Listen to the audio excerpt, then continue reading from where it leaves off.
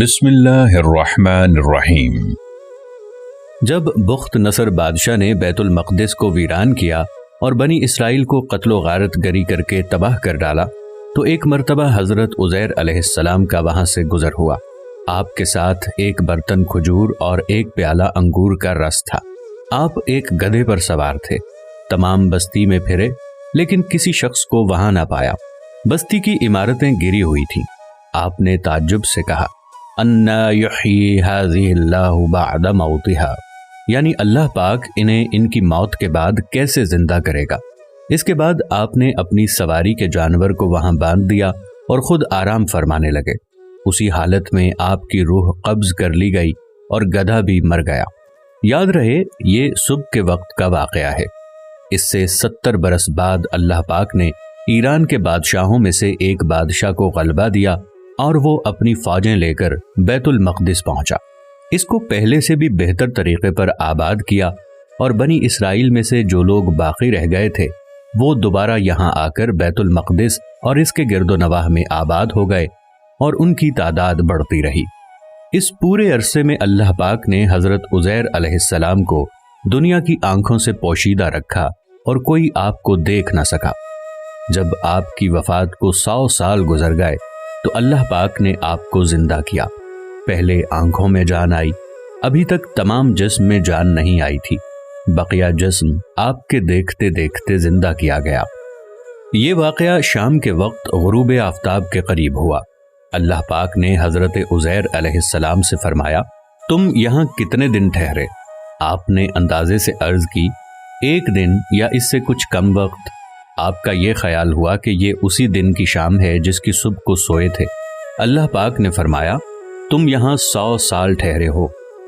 اپنے کھانے اور پانی یعنی کھجور اور انگور کے رس کو دیکھو کہ وہ ویسا ہی صحیح سلامت باقی ہے، اس میں بو تک پیدا نہیں ہوئی، اور اپنے گدھے کو دیکھو کہ اس کا کیا حال ہے۔ چنانچہ آپ نے دیکھا کہ وہ مر چکا ہے، اس کا بدن گل گیا اور اعضا بکھر گئے ہیں، صرف سفید ہڈیاں چمک رہی تھیں۔ آپ کی آنکھوں کے سامنے اس کے اعضا جمع ہوئے، اعضا اپنی اپنی جگہ پر آئے، ہڈیوں پر گوشت چڑھا، گوشت پر کھال آئی، بال نکلے، پھر اس میں روح پھونکی گئی اور وہ اٹھ کھڑا ہوا اور آواز نکالنے لگا۔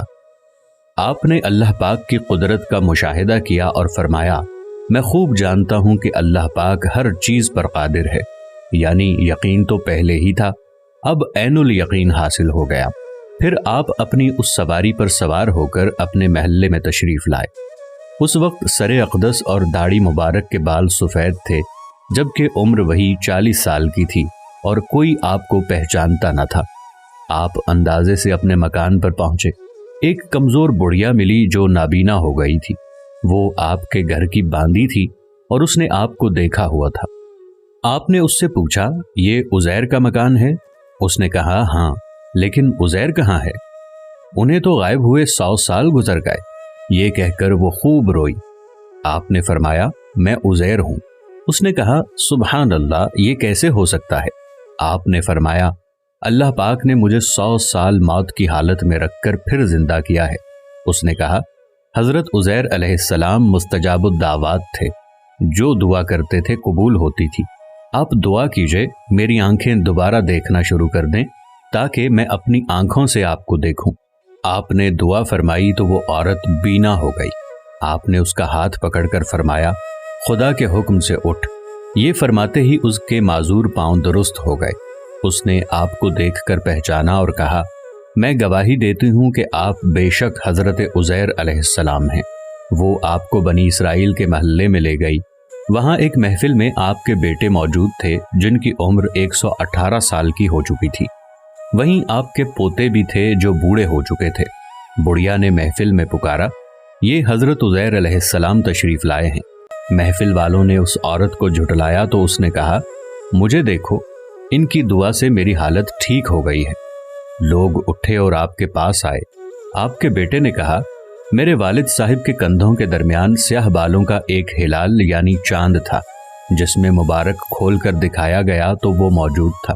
نیز اس زمانے میں توریت کا کوئی نسخہ باقی نہ رہا تھا، کوئی اس کا جاننے والا موجود نہ تھا۔ آپ نے تمام توریت زبانی پڑھ کر سنا دی۔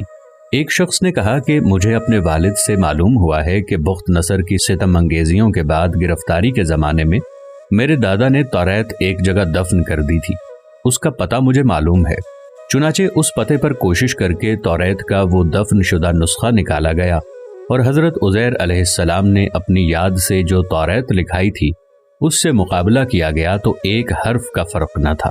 تفسیر صراط الجنان پارہ 3 سورۃ البقرہ تحت الآیہ 390 تا 392 اور 259۔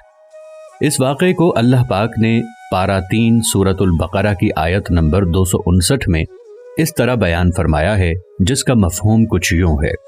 اس شخص نے کہا، اللہ ان کی موت کے بعد کیسے زندہ کرے گا؟ تو اللہ نے اسے 100 سال موت کی حالت میں رکھا، پھر اسے زندہ کیا۔ پھر اس شخص سے فرمایا، تم یہاں کتنا عرصہ ٹھہرے ہو؟ اس نے عرض کی، میں 1 دن یا 1 دن سے بھی کچھ کم وقت ٹھہرا ہوں گا۔ اللہ نے فرمایا، نہیں بلکہ تو یہاں 100 سال ٹھہرا ہے۔